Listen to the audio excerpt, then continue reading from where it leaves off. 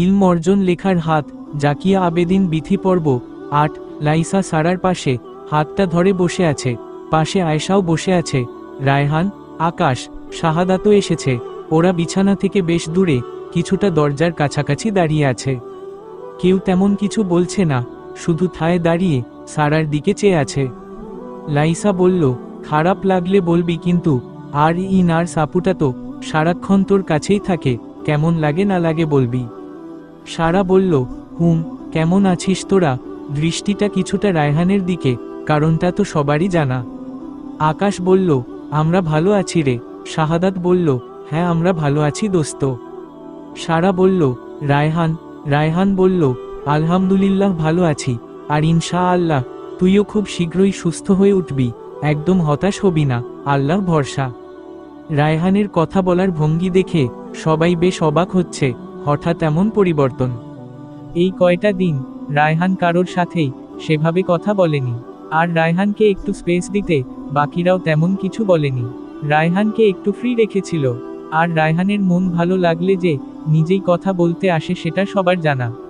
আর মন মেজাজ বিগড়ে থাকলে কেউ জ্বালাতে গেলেই হইছে, সেখানেই কাল বৈশাখী ঝড় শুরু হয়ে যায়। তাই বরাবরের মতো এবারও রায়হান নিজের মতোই ছিল, তবে এতটা পরিবর্তন হওয়াতে সবারই চোখে লাগছে। সবাই বুঝতে পেরেছিল রায়হান তার বাবার বলে যাওয়া কথা অনুযায়ী নিজেকে পরিবর্তন করবে, কিন্তু এত তাড়াতাড়ি যে সেটা শুরু করতে পারবে তা ভাবেনি। সবাই অবাক হলেও আয়েশা সবার মতো অতটা অবাক হয়নি, কারণ গতকাল রাতেই হাসিব বলেছিল হাসিব আর মুস্তাকিনের সাথে রায়হানের কথা হয়, আর তখনই আয়েশা বুঝেছিল রায়হান হঠাৎ কেন তাদের সাথে পার্সোনালি মেলামেশা করছে। আয়েশা মনে মনে একবার আল্লাহর কাছে শুকরিয়া আদায় করে নিল, তার কাছের আরও একজন মানুষ হেদায়েত পেয়েছে, এজন্য সে অনেক খুশি, আলহামদুলিল্লাহ। সারা বলল, আন্টি কেমন আছে রায়হান? রায়হান বলল, আলহামদুলিল্লাহ ভালো, সম্ভবত বিকেলে তোকে দেখতেও আসবে, এখন ক্লাসে যাব, এজন্য মা কে আর নিয়ে আসেনি। আয়েশা বলল, তোরা তাহলে এখান থেকে ক্লাসে যাবি এখন? লাইসা বলল, হ্যাঁ, তুই যাবি না? তোর বাসায় গেছিলাম আমি, এখানে আসবি কি না জানতে, তখন চাচিমনি বলল তুই চলে এসেছিস। আয়েশা বলল, হ্যাঁ, আমি অনেকক্ষণ আগেই এসেছি, ভালো লাগছিল না, আর আমি আজ ক্লাসে যাব না, ইচ্ছে করছে না রে। লাইসা বলল, আপনার জন্য তো আমি আছি, নোটস তো পেয়েই যাবেন, তাই ক্লাসে না গেলেও হয় আপনার। আয়েশা বলল, হি, তুই যে আমার ভালো বনুটা। লাইসা বলল, হ্যাঁ হইছে, আমার হয়েছে এখন যত জ্বালা, বেস্ট ফ্রেন্ড অসুস্থ, সে ক্লাস করতে পারবেন না, তাই তার জন্য নোটস নিয়ে এসে দেওয়া, আবার অপরদিকে আমার সাহেবা বোন ফ্রেন্ডের সেবা করার বাহানায় ক্লাস মিস করবে, তাকেও নোটস করে দেও এখন। ধুর, ভাল লাগে না, থাক তোরা, আমি যে হুজুরের লেকচার শুনি গিয়ে। লাইসার কথায় সবাই একটু হেসে উঠল, সারাও হাসছে, তবে মুচকি শব্দ করে হাসতে পারছে না। সেই শক্তিটা এখন পাচ্ছে না। হুজুরের লেকচার শব্দটা শুনেই সারার কেমন যেন একটা লাগলো। মনে হলো সবাই কি জানে আমার অপারেশনের কথা, স্যার ও কি জানেন? রায়হান বলল, এই যে লাইসা শোন, এত যে হুজুর করে মজা নিচ্ছিস, জানিস মানুষটা কত ভালো, আমি খুব অবাক হই স্যারকে দেখে। লাইসা বলল, তোর কি ভালো করলো রে হুজুরটা, যে এত অবাক হইলি? আমার কেন জানি মনে হয় স্যার একটু বেশি দেখায়। রায়হান বলল, এটা একদমই তোর ভুল ধারণা, অবশ্য প্রথম দিকে এই ভুল ধারণাটা আমারও হয়েছিল, তবে স্যারের সাথে মেশার পর বুঝতে পেরেছি স্যার একটা খাঁটি মানুষ। আকাশ বলল, এইবার বুঝলাম তোর হঠাৎ ভীমরতির কারণ, হা। রায়হান বলল, ভীমরতি বলিস আর যাই বলিস, জীবনের যে একটা মানে খুঁজে পেয়েছি, এটাই আলহামদুলিল্লাহ। শাহাদাত বলল, তা কি ভালো করলো আবার স্যার? রায়হান বলল, আমি তো সেই গোড়া থেকেই স্যারকে পাশে পেয়েছি আলহামদুলিল্লাহ, আর এখন সারা অসুস্থ জেনে স্যার মিনিমাম 10 থেকে 12 বার খবর নিয়েছে, কতটা মানবিক হলে এই কাজগুলো করে কেউ ভাবতে পারতেছিস? লাইসা বলল, হুজুর মানুষ হয়ে ছাত্রীদের খবর নিতে ঘুরছে, আর এটা তোর মানবিকতা মনে হয়? রায়হান বলল, স্যার হুজুর, এজন্য কি মেয়েদের ক্লাসে পড়াচ্ছেন না? তোর কোনো প্রবলেম হলে সলভ করছে না নাকি তার ক্লাসের সময় তোদের ক্লাস থেকে বের করে দিয়ে শুধু ছেলেদের ক্লাস নিচ্ছে? স্যার প্রথম ক্লাসেই বলেছিল সে দেখতে বা পোশাকে আশাকে যেমনই হোক, প্রথমত একজন মানুষ, একজন মুসলিম, আর মুসলিম হিসেবে হয়তো এটা একটা দায়িত্ব তার কাছে। লাইসা বলল, সেইটা তো ক্লাস, আর ক্লাসের বাইরে খোঁজ নেওয়া আর ক্লাসের ব্যাপারটা এক না। রায়হান বলল, সবকিছু নেগেটিভভাবে ভাবিস কেন বলতো? তুই নিজেই নাকি স্যারকে বলেছিলি সারা অসুস্থ, আর স্যার আমাকে না জানালে তো আমরা কেউই জানতে পারতাম না। তুই জানিয়েছিলি, হাসপাতালে আসার পরেও তো একবার ফোন দিসনি। স্যার জানিয়েছিল বলেই আমি সবাইকে নিয়ে আসতে পেরেছিলাম। আয়েশা বলল, আচ্ছা হয়েছে, থামো এবার, এখানে এত ঝগড়া করিস না। রায়হান বলল, সবাই সারার কাছে থেকে বিদায় নিয়ে ক্লাসের উদ্দেশ্যে বের হচ্ছিল, তখনই রেহেনা কেবিনে আসছিল। সবাই বেরিয়ে যাচ্ছিল দেখে জিজ্ঞেস করল। রেহানা বলল, তোমরা চলে যাচ্ছ নাকি?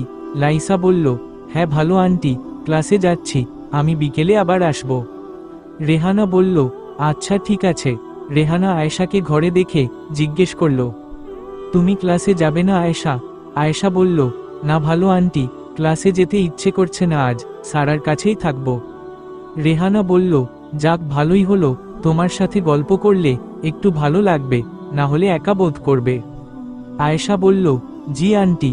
সারা বলল, ভালো মা, পুচকু আসেনি? রেহানা বলল, না মামনি, পুচকু ঘুমাচ্ছে, তাই ডাকিনি, টুম্পাকে বলে এসেছি দেখতে, আর যদি ঝামেলা করে তাহলে তোমার বাবা নিয়ে আসবে। সারা বলল, স্নেহা কি চলে গেছে? রেহানা বলল, হ্যাঁ, আপু নিতে এসেছিল, বাসার ভেতরে আসবে না, এজন্য তোমার নানু বাসার বাইরে যেয়ে দিয়ে এসেছে। সারা বলল, ওহ। রেহানা বলল, মামনি কোনো কিছু নিয়ে বেশি ভেবো না প্লিজ, সব ঠিক হয়ে যাবে দেখো। সারা বলল, রেহানা মেয়ের পাশে বসে মাথায় হাত বুলিয়ে দিচ্ছে। সারা ভাবছে, সত্যিই যদি সব ঠিক হয়ে যেত, কিন্তু যাক গিয়ে, আমি আর কিছু ভাববো না। আল্লাহ আমাকে যে সুযোগটা দিয়েছে সেই সুযোগকে কাজে লাগাতে হবে। অনেক গুনাহ করেছি, আর না, এবার নিজেকে পরিপূর্ণ সংশোধন করতে হবে। হ্যাঁ আলহামদুলিল্লাহ, সেই সুযোগটা আমি পেয়েছি। মুস্তাকিন ক্লাসে ঢুকতেই সবাই সালাম দিয়ে দাঁড়িয়ে গেল। মুস্তাকিন সালামের উত্তর নিয়ে পুরো ক্লাসটা চোখ বুলিয়ে নিল, মূলত দেখল রায়হান ক্লাসে এসেছে কিনা। মুস্তাকিন বলল, কেমন আছো সবাই? প্রত্যুত্তরে সবাই ভালো আছে বলে জানালো। আবার অনেকে স্যার আপনি কেমন আছেন বলে জিজ্ঞেস করল। মুস্তাকিন বলল, আলহামদুলিল্লাহ, রব্বুল আলামিন আমাকে ভালো রেখেছেন, সুস্থ রেখেছেন। তোমাদের আজ পরীক্ষা নেওয়ার কথা ছিল, মনে আছে তো? সবাই হ্যাঁ সূচক সম্বোধন জানালে মুস্তাকিন বলল, আর 5 মিনিট পর আমি সবাইকে প্রশ্ন দিয়ে দিব, সবাই রেডি হও।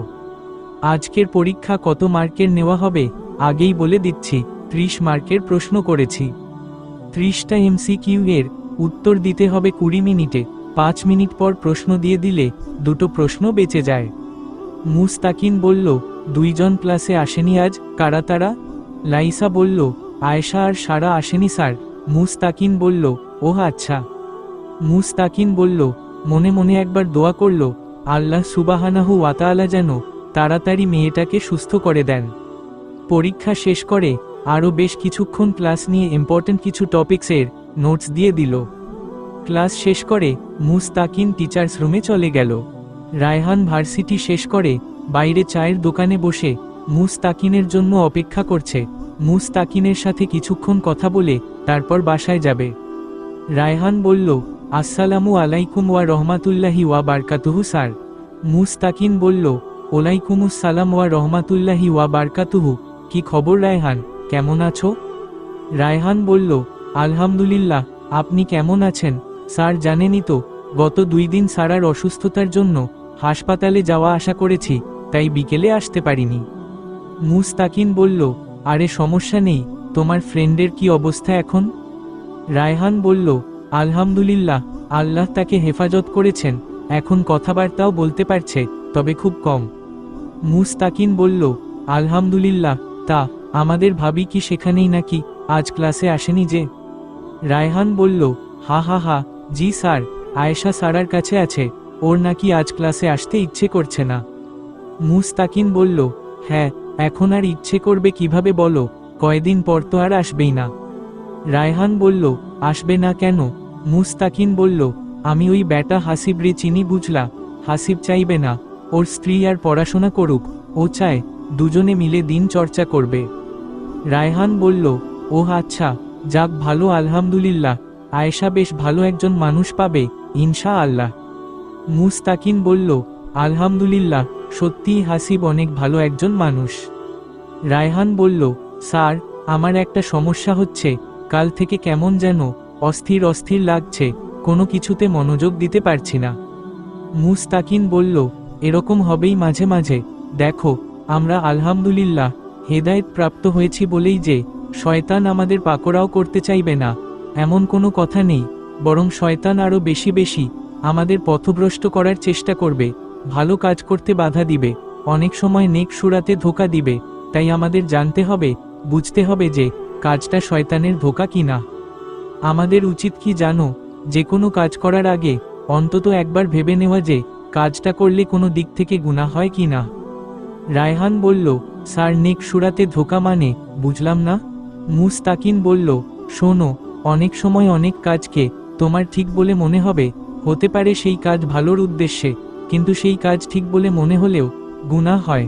যেমন ধরো, অনেক সময় মনে হবে সে ভালো মানুষ, হেদায়েত প্রাপ্ত, অনেক জানে, অনেক আমল করে, আর জান্নাতও পাবে। এরকম ধারণাই হলো নেক সুরাতে ধোঁকা। এটা একটা উদাহরণ মাত্র, এমন অনেকভাবেই শয়তান নেক সুরাতে ধোঁকা দিতে চায়। রায়হান বলল, মুস্তাকিন বলল, আচ্ছা, যেহেতু তোমার মধ্যে অস্থিরতা কাজ করছে, মনোযোগ বসছে না, তাহলে আমি তোমাকে কিছু নসিহা দিব, শোনো। 1. নামাজের সময় রুকু আর সিজদা দীর্ঘ করবে। রুকুতে আর সিজদাতে পড়ার জন্য অনেক দোয়া আছে, সেগুলো মনে করে করে পড়বে, এতে করে মনোযোগটা ওদিকে ভিড়বে। 2. আস্তাগফিরুল্লাহ আর দরুদ পাঠ করবে বেশি বেশি। 3 কুল পাঠ করবে সকাল বিকেল। সকাল বিকেলের আরও অনেক দোয়া আছে, সেগুলো নিয়মিত পড়বে। তুমি একটা কাজ করবে, ফোন থেকে প্লে স্টোরে যেয়ে মাসনুন আমল নামে একটা অ্যাপস আছে, সেই অ্যাপসটা ইনস্টল করবে, আর মাসনুন আমলে নিয়মিত পাঠযোগ্য অনেক দোয়া আছে, সেগুলো নিয়মিত পড়বে। 4. আরও একটা কাজ করতে পারো, যখন একটু অস্থির বা অন্যরকম মনে হবে, তখন মনে মনে আউজুবিল্লাহি মিনাশ শায়তানির রজিম, অর্থ বিতাড়িত শয়তান থেকে আমি আল্লাহর আশ্রয় নিচ্ছি। 5. আর আমি যেটা করি সেটা হলো, হঠাৎ অস্বস্তি লাগলে বা অস্বাভাবিক অনুভূতি হলে أعوذ بكلمات الله التامات من غضبه وعقابه وشر عباده ومن همزات الشياطين وأن يحضروني। অর্থ, আমি আল্লাহর পরিপূর্ণ কালামসমূহের দ্বারা আশ্রয় চাই তার ক্রোধ থেকে, তার শাস্তি থেকে এবং তার বান্দাদের অনিষ্ট থেকে, আর শয়তানদের কুমন্ত্রণা থেকে এবং তাদের উপস্থিতি থেকে। আমার যদি হঠাৎ খারাপ বা অস্বস্তি লাগে, তখন এই দোয়াটা পড়ে নিই। তুমি অবশ্য মাসনুন আমল অ্যাপসেই এটা পাবে। রায়হান বলল, ধন্যবাদ স্যার, ইনশা আল্লাহ এটা আমাকে অনেক স্বস্তি দিবে আশা করি। মুস্তাকিন বল, আচ্ছা রায়হান, ধন্যবাদ বলাতে কি কোনো সওয়াব আছে? রায়হান বলল, আমার জানা নেই স্যার। মুস্তাকিন বলল, কোনো সওয়াব নেই, কিন্তু আমরা এই ধন্যবাদ বা থ্যাঙ্কসের পরিবর্তে এমন কিছু যদি বলি যেটা সওয়াবও আছে আবার দোয়াও করা হবে, তাহলে এটাই কি উত্তম না? রায়হান বলল, জি স্যার, কিন্তু সেটা তো আমি জানি না, কি সেটা? মুস্তাকিন বলল, আচ্ছা, তাহলে আমি তোমাকে এর পরিপূর্ণ ব্যাখ্যা সহকারে জানাই, এতে তুমি আরও বেশি ক্লিয়ার হবে। রায়হান বল, জি স্যার। মুস্তাকিন বলল, যেহেতু র জবর র, খ জবর খ, সুতরাং উচ্চারণ হবে খৈরন, তবে এটা যেহেতু বিদেশি শব্দ, সেক্ষেত্রে বানান রীতির স্বার্থে বাংলায় খাইরান লিখা হয়। অর্থাৎ উচ্চারণ করবেন জাজাকাল্লাহু জাজাকিল্লাহু খৈরন, আর লিখার সময় বলবেন জাজাকাল্লাহ জাজাকিল্লাহ খাইরান।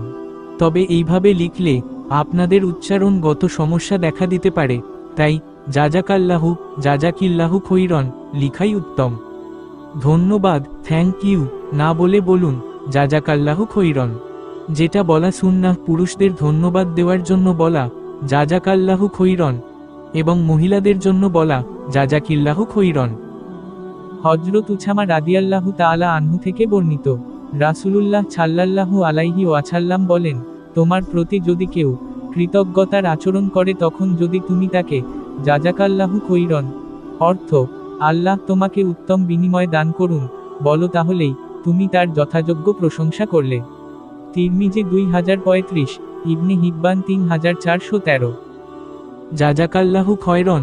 অন্য হাদিসে হযরত আব্দুল্লাহ ইবনে ওমর রাদিয়াল্লাহু তাআলা আনহু বলেন, রাসূলুল্লাহ সাল্লাল্লাহু আলাইহি ওয়াসাল্লাম বলেছেন, কেউ যদি তোমাদের সাথে কৃতজ্ঞতার আচরণ করে, তাহলে তোমরাও তার সাথে কৃতজ্ঞতার আচরণ কর।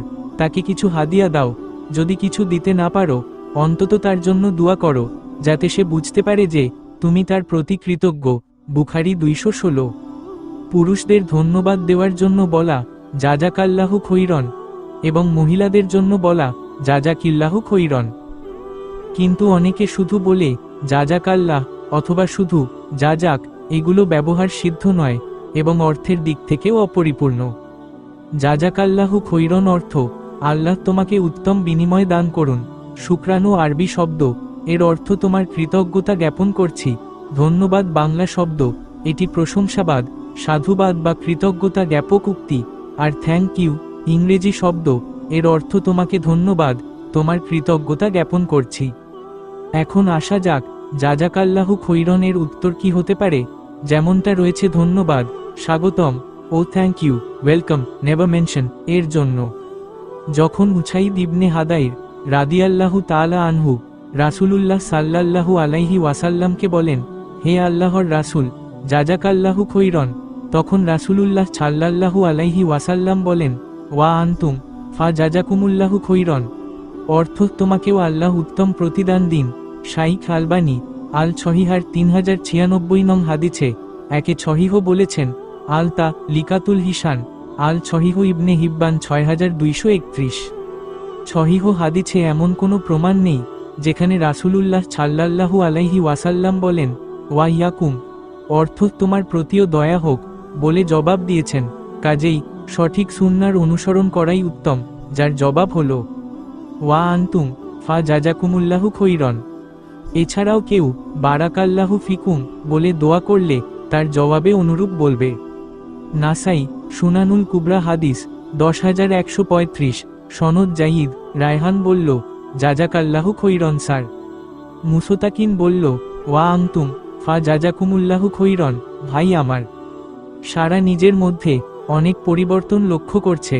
সে নিজের মধ্যে এক অন্য সারাকে অনুভব করছে, মনে হচ্ছে সত্যিই নতুন করে জন্ম হয়েছে তার। সারা জানে না ঠিক কিভাবে আল্লাহর শুকরিয়া আদায় করতে হয়, তবে সে বারবার মনে মনে বলছে, আল্লাহ তোমার অনেক অনেক শুকরিয়া, আমাকে সুযোগ এবং নতুন জীবন দেওয়ার জন্য তুমি আমাকে সাহায্য করো। আয়েশা আজ ভীষণ খুশি। হাসিবের মা বাসায় ফোন দিয়ে বিয়ের জন্য সম্মতি জানিয়েছেন। হাসিব নাকি ইস্তেখারা করে রেজাল্ট পজিটিভ পেয়েছে। মাত্রই আয়েশার মা ফোন দিয়ে জানালো আয়েশাকে। আয়েশা আল্লাহর শুকরিয়া আদায় করছে। আলহামদুলিল্লাহ। আয়েশা অনেক ছোট থেকেই হাসিবের সম্পর্কে শুনে আসছে। আয়েশার মা বারবার শুনিয়ে শুনিয়ে বলতো, হাসিব কত ভালো একটা ছেলে, অনেক ভালো মানুষ, সহিহ আকীদার একজন, সবসময় সুন্নাতি পোশাক পরে, ছেলেটাকে দেখলেই চোখ জুড়িয়ে যায়। আমার যদি এমন একটা ছেলে থাকতো। আয়েশা ভাবছে, মা যেটা মনে মনে চেয়েছিল, আলহামদুলিল্লাহ আল্লাহ রব্বুল আলামিন সেটারই পূর্ণতা দান করছেন। আয়েশা মুচকি মুচকি হাসছে দেখে সারা হেসে বলে উঠল, একা একা হাসছিস কেন? আমাকেও একটু বল, আমিও একটু হাসি। আয়েশা বলল, কই হাসলাম, কি যে বলিস তুই? সারা বলল, বর ফোন দিয়েছিল নাকি? আয়েশা বলল, না রে, মা ফোন করেছিল। সারা বলল, কি বলে আন্টি? আয়েশা বলল, ছেলের বাড়ি থেকে হ্যাঁ বলেছে, সেটাই জানালো। আয়েশা বেশ লজ্জা পাচ্ছে দেখে সারা হাসছে। সারা ভেবে পাচ্ছে না, এতে এত লজ্জা পাবার কি আছে? বিয়ের কথা শুনলেই দেখি সবাই লজ্জা মাখা মুখ নিয়ে মুচকি মুচকি হাসে, কি যে হয় এদের ভেতরে কে জানে। রেহানা বলল, তোমার বিয়ে নাকি আয়েশা? এত তাড়াতাড়ি বিয়ে করছো কেন? এখনো গ্র্যাজুয়েশন কমপ্লিট হয়নি। আয়েশা বলল, ভালো আন্টি, এত পড়ে কি হবে, কি মূল্য আছে? এত পড়াশোনা করে যে পড়াশোনার কোনো মূল্যই নেই, সেটা নিয়েই আমরা বাড়াবাড়ি করি, অথচ মূল শিক্ষাই অর্জন করি না। রেহানা বলল, কি বলো, মূল্য থাকবে না কেন? নিজের পায়ে দাঁড়াবে, এর থেকে বড় পাওয়া আর কি আছে? আয়েশা বলল, সবই তো দুনিয়াবি চাহিদা ভালো আন্টি, দুনিয়াই তো আমাদের শেষ জীবন না, আসল জীবন তো আসেইনি, সেই সময় কি নিয়ে থাকব? এই পড়াশোনার কি মূল্য থাকবে সেখানে? রেহানা বলল, মা সব কিছুরই প্রয়োজন আছে, তাই বলে তো এসব বাদ দেওয়া যাবে না, তাই না? আয়েশা বলল, আচ্ছা ভালো আন্টি, যেখানে মুসলিম হিসেবে প্রথম গুরুত্ব ইসলাম শিক্ষাকে দেওয়া উচিত, সেখানে আমরা সেটাকেই সাইডে রেখে দুনিয়াবি পড়াশোনাকে বেশি গুরুত্ব দিচ্ছি, এটা কি ঠিক? উচিত তো ছিল ইসলাম শিক্ষাকে বেশি গুরুত্ব দিয়ে পাশাপাশি দুনিয়াবি পড়াশোনা করা। তা না করে আমরা উল্টোটা করছি। রেহানা বলল, কোথায় সাইডে রাখা হচ্ছে? তোমাদের তো কুরআন শিক্ষা দেওয়াই হয়েছে। আমি সারাকে কুরআন পড়ানোর ব্যবস্থা করে দিয়েছিলাম যখন সারা ক্লাস 9-এ পড়ে।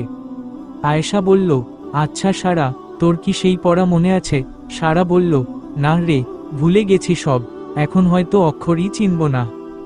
আয়েশা বলল, আন্টি, তাহলে এই শিক্ষার কি গুরুত্ব দেওয়া হলো?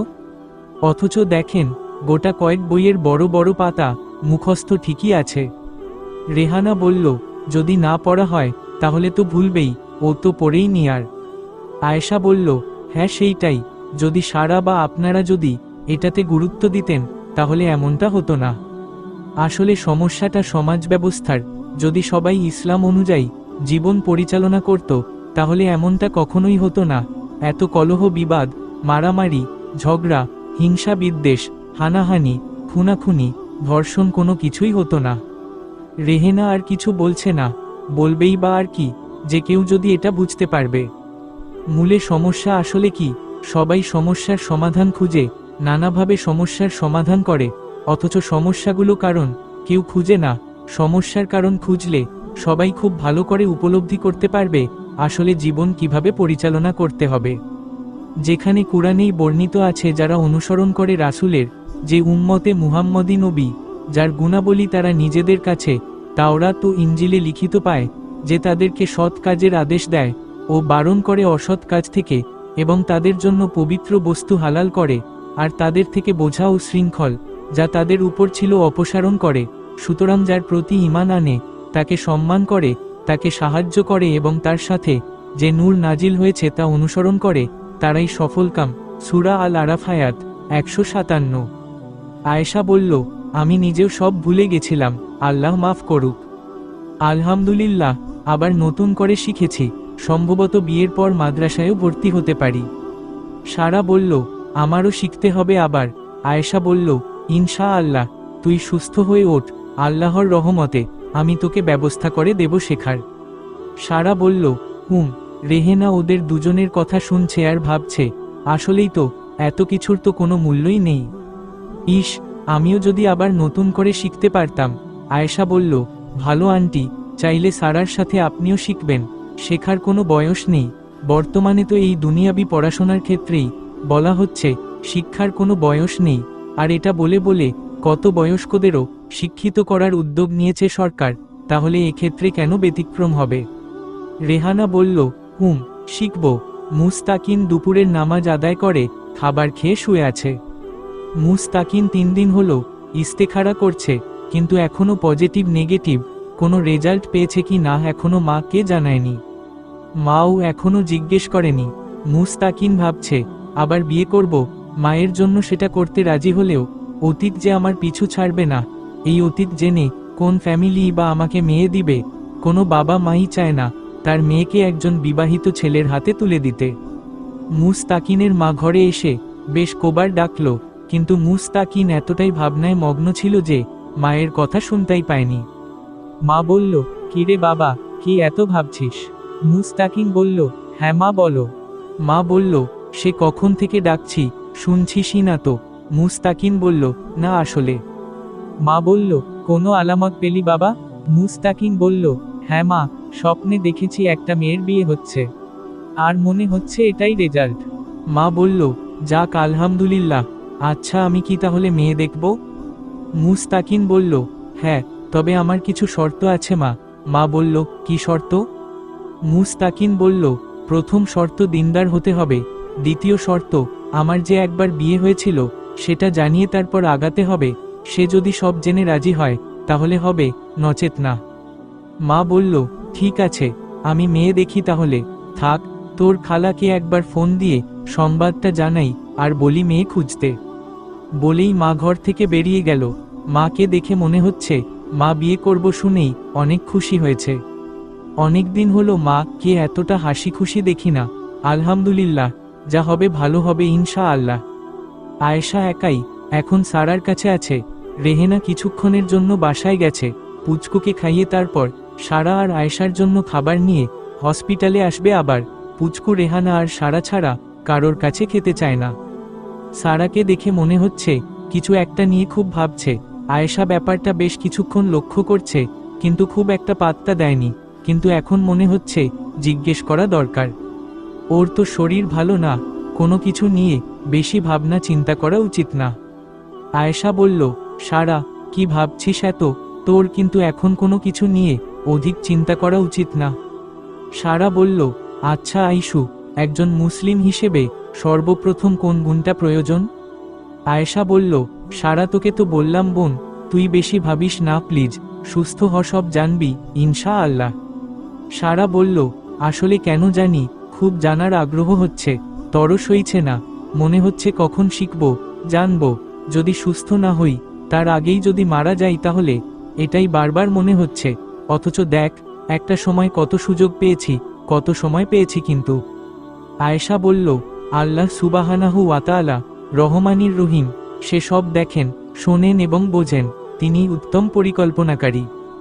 আল্লাহর উপর ভরসা রাখো, ইনশা আল্লাহ যা হবে সব ভালো হবে। সারা বলল, ইনশা আল্লাহ। আয়েশা বলল, আচ্ছা শোন, একজন মুসলিম হিসেবে সর্বপ্রথম যে গুণটা প্রয়োজন তা হল সহিহ ঈমান। সহিহ ঈমানের কোষ্ঠীপাথর আল্লাহ আলা পবিত্র কুরআনে ইরশাদ করেন, তারা চিহ্ন। তর্জমা, রাসূল ঈমান আনয়ন করেছেন ওই সকল বস্তু সম্পর্কে যা তার পালনকর্তাদের পক্ষ থেকে তার ওপর অবতীর্ণ হয়েছে, এবং মুসলমানরাও সবাই ঈমান রাখে আল্লাহর প্রতি, তার ফেরেশতাগণের প্রতি, তার কিতাবসমূহের প্রতি এবং তার নবীগণের প্রতি। তারা বলে, আমরা তার নবীগণের মাঝে কোন পার্থক্য করি না। এবং তারা আরও বলে, আমরা শুনেছি এবং কবুল করেছি, আমরা আপনার নিকট ক্ষমা চাই, ওহে আমাদের পালনকর্তা, আমরা সকলেই আপনারা দিকে প্রত্যাবর্তন করি। সূত্র, সূরা বাকারা, আয়াত 285। যে ব্যক্তি আল্লাহর ওপর, তার ফেরেশতাগণের উপর, তার কিতাবসমূহের ওপর এবং তার রাসূলগণের ওপর ও কিয়ামত দিবসের ওপর বিশ্বাস করবে না, সে পথভ্রষ্ট হয়ে বহু দূরে গিয়ে পড়বে। সূত্র, সূরা নিসা, আয়াত 136। হাদিসে জিব্রাইলে উল্লেখ আছে, হযরত জিব্রাইল আলাইহিস সালাম আল্লাহ তাআলার পক্ষ থেকে ছদ্মবেশে এসে নবী সাল্লাল্লাহু আলাইহি ওয়াসাল্লামকে জিজ্ঞাসা করলেন, ঈমান কাকে বলে? জবাবে নবী সাল্লাল্লাহু আলাইহি ওয়াসাল্লাম বললেন, ঈমানের হাকিকত হলো তুমি মনে প্রাণে বদ্ধমূলভাবে বিশ্বাস স্থাপন করবে আল্লাহ তাআলার উপর, তার ফেরেশতাগণের উপর, আসমানি কিতাবসমূহের উপর, আল্লাহ তাআলার নবী রাসূলগণের উপর, কিয়ামত দিবসের উপর এবং তাকদীরের ভালো মন্দ সবকিছুই আল্লাহর পক্ষ থেকে নির্ধারিত হওয়ার উপর। সূত্র, বুখারী খণ্ড -1, পৃষ্ঠা 12 ও মুসলিম মিশকাত শরীফ খণ্ড -1, পৃষ্ঠা -11। উল্লিখিত আয়াত ও অত্যন্ত প্রসিদ্ধ এ হাদিসটি ঈমানে মুফাসসাল এর ভিত্তি। ঈমানে মুফাসসালের মাধ্যমে এই কথাগুলোরই স্বীকৃতি জানানো হয় এবং মনে প্রাণে বদ্ধমূল বিশ্বাসের ঘোষণা করা হয় যে, আমি ঈমান আনলাম বা অন্তরের অন্তঃস্থল থেকে বিশ্বাস করলাম। -1, আল্লাহ তাআলাকে, 2, তার ফেরেশতাগণকে, 3, তার প্রেরিত সকল আসমানি কিতাবকে, 4, তার প্রেরিত সকল নবী রাসূলকে, 5, কিয়ামত দিবসকে, অর্থাৎ সমস্ত বিশ্বজগৎ একদিন শেষ হবে, তাও বিশ্বাস করি। 6, তাকদীরকে বিশ্বাস করি, অর্থাৎ জগতে ভালো মন্দ যা কিছু হয় সবই আল্লাহ তাআলার সৃষ্ট, তারই পক্ষ হতে নির্ধারিত, এবং মৃত্যুর পর কিয়ামতের দিন পুনর্বার জীবিত হতে হবে, তাও অটলভাবে বিশ্বাস করি। উল্লিখিত 7টি বিষয়ের মধ্যে 7 নং বিষয় 5 নং বিষয়ের অন্তর্ভুক্ত একটি প্রশাখা, তবে তার বিশেষ গুরুত্বের কারণে তাকে ভিন্নভাবে উল্লেখ করা হয়েছে। এই বিষয়গুলো ঈমানের আরকান বা মূলভিত্তি। ঈমানের এ বিষয়গুলো ব্যাখ্যা সহকারে মনে প্রাণে বিশ্বাস করা জরুরি। ঈমানের এ সকল বুনিয়াদী বিষয়গুলো সামনে ব্যাখ্যা সহকারে পেশ করা হবে। ঈমানের সংজ্ঞা, আল্লাহ তাআলার পক্ষ থেকে নবী সাল্লাল্লাহু আলাইহি ওয়াসাল্লাম যত বিধান আহকাম হাসিল করেছেন এবং অকাট্য দলিল দ্বারা তা প্রমাণিত হয়েছে, তার কোন একটি বাদ না দিয়ে সবগুলোকে মনে প্রাণে বদ্ধমূলভাবে বিশ্বাস করা। আল্লাহ তাআলার আদেশ নিষেধ সঠিকভাবে এবং পূর্ণভাবে আমল করার মাধ্যমে এই ঈমান কামিল বা শক্তিশালী হয়। আর আল্লাহর আদেশ নিষেধ পালনে ত্রুটি করলে ঈমান দুর্বল হয়ে পড়ে এবং ঈমানের নূর নষ্ট হয়ে যায়। এই অবস্থা দীর্ঘদিন চলতে থাকলে এবং তাওবা না করলে আল্লাহ না করুন ঈমান নষ্ট হয়ে যেতে পারে। কুফরের সংজ্ঞা আল্লাহ তাআলার পক্ষ থেকে নবী সাল্লাল্লাহু আলাইহি ওয়াসাল্লাম যত বিধান আহকাম হাসিল করেছেন এবং অকাট্য দলিল দ্বারা তা প্রমাণিত হয়েছে তার কোন বিষয় সম্বন্ধে অন্তরে সন্দেহ পোষণ করা, তুচ্ছ তাচ্ছিল্য করা, ঠাট্টা মজা করা। উল্লিখিত কাজের দ্বারা ঈমান নষ্ট হয়ে গেলে তার পেছনের জীবনের সকল ইবাদত বন্দেগী ও আমল নষ্ট হয়ে যায় এবং বিবাহিত হলে তার বিবাহ বাতিল হয়ে যায়। আল্লাহ না করুন এই অবস্থা কারো হলে তার জন্য জরুরি হলো নতুনভাবে কালেমা পড়ে তওবা ইস্তিগফার করে ঈমান দোহরায় নিয়ে বিবাহ দোহরায় নেয়া। কুফরের প্রকারভেদ। যদিও কুফরের বিভিন্ন প্রকার আছে, তবে এর প্রত্যেকটি দ্বারা মানুষ ঈমান হারা হয়ে কাফির ও বেঈমান হয়ে যায়। সুতরাং এ সবগুলো থেকে বেঁচে থাকা ফরজ। 1. কুফরে ইনকার অন্তর এবং ওবান উভয়ের মাধ্যমে দ্বীনি বিষয় বা বিষয়সমূহ অস্বীকার করা, যেমন মক্কার কাফিরগণ। 2. কুফরে জুহুদ অন্তরে বিশ্বাস রাখা কিন্তু মুখে অস্বীকার করা, যেমন মদিনার ইয়াহুদগণ। 3.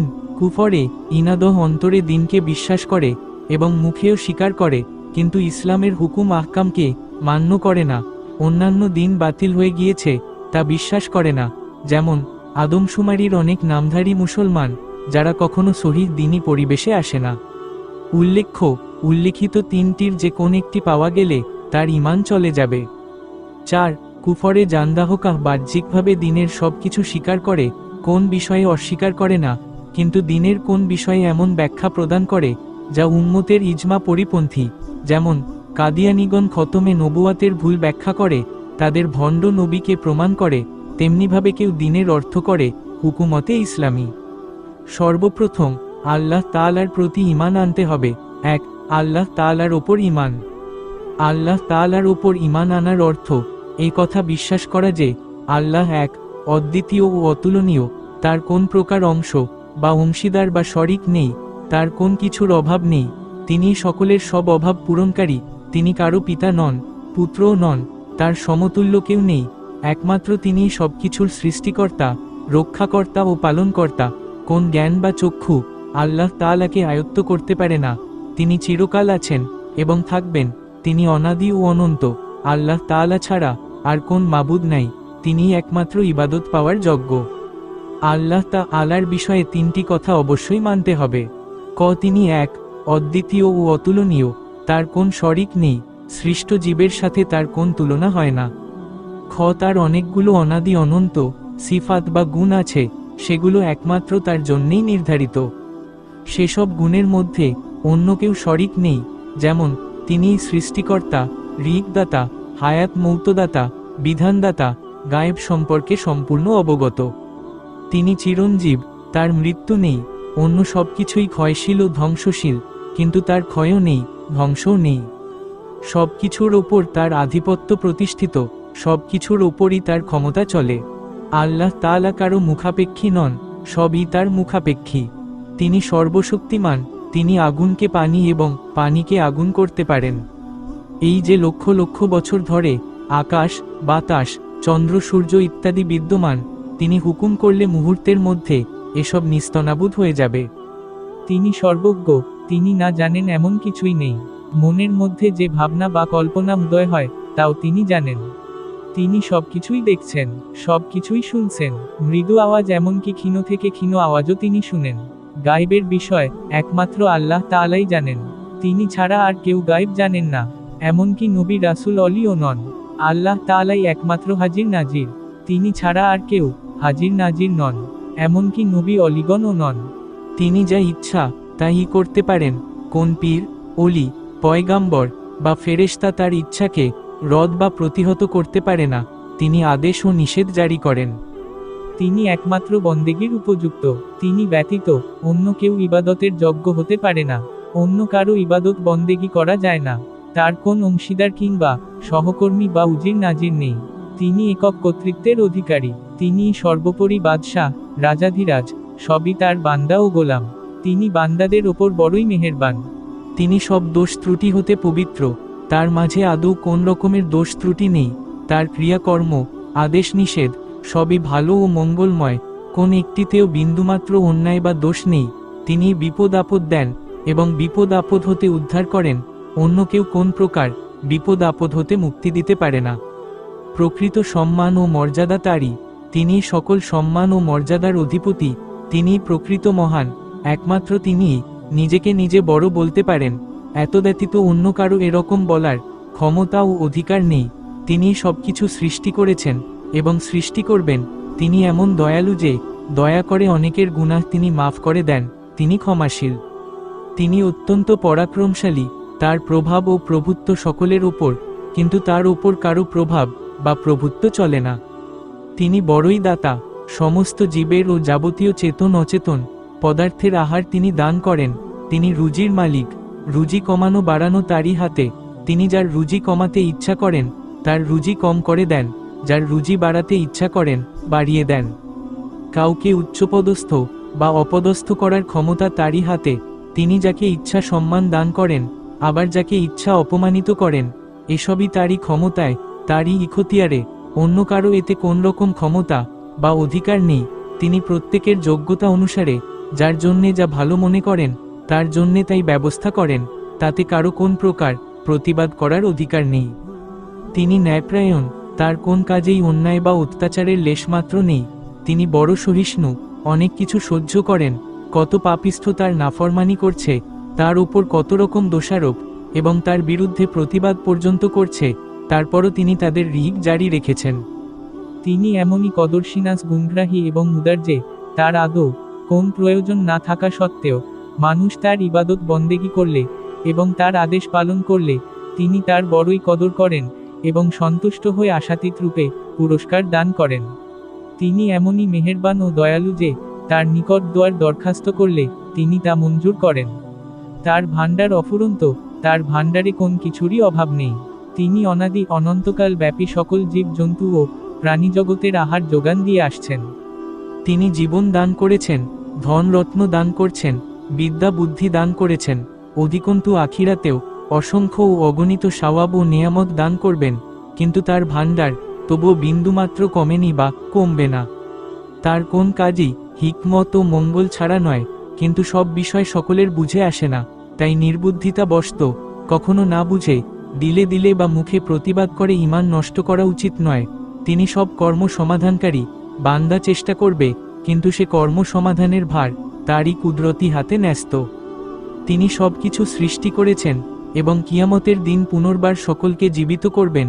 তিনি জীবন দান করেন এবং তিনি মৃত্যু দেন, তার হাকিকত ও স্বরূপ এবং তিনি যে কত অসীম তা কারো বোঝার ক্ষমতা নেই। কেবলমাত্র তার সিফাত অর্থাৎ গুণাবলী ও তার কার্যাবলীর দ্বারাই তাকে আমরা চিনতে পারি।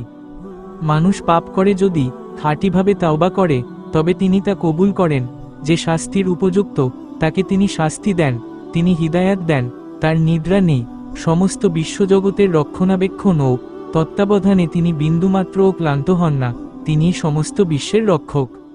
এ পর্যন্ত আল্লাহ তাআলাকে চিনবার জন্যে তার কতগুলো সিফাতে কামালিয়া অর্থাৎ মহৎ গুণাবলীর বর্ণনা দেওয়া হলো। এতদ্ব্যতিক যত মহৎ গুণ আছে আল্লাহ তাআলা তৎসমুদয় দ্বারা বিভূষিত। ফলকথা এই যে শত মহৎ যত গুণ আছে অনাদিকাল যাবৎ সে সব আল্লাহ তাআলার মধ্যে আছে এবং চিরকাল থাকবে, কিন্তু কোন দোষ ত্রুটির লেশমাত্রও তার মধ্যে নেই।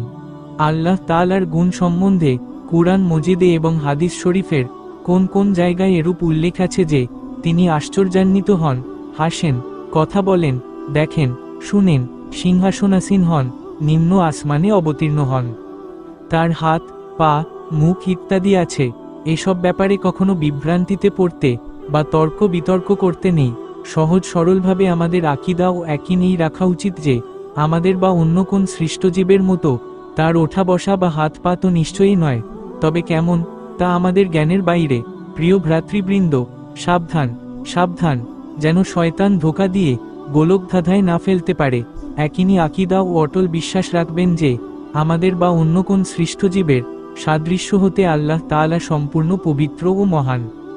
এই দুনিয়াতে জাগ্রত অবস্থায় চর্ম চোখে কেউ আল্লাহ তাআলাকে দেখতে পারেনি, কখনো পারবেও না।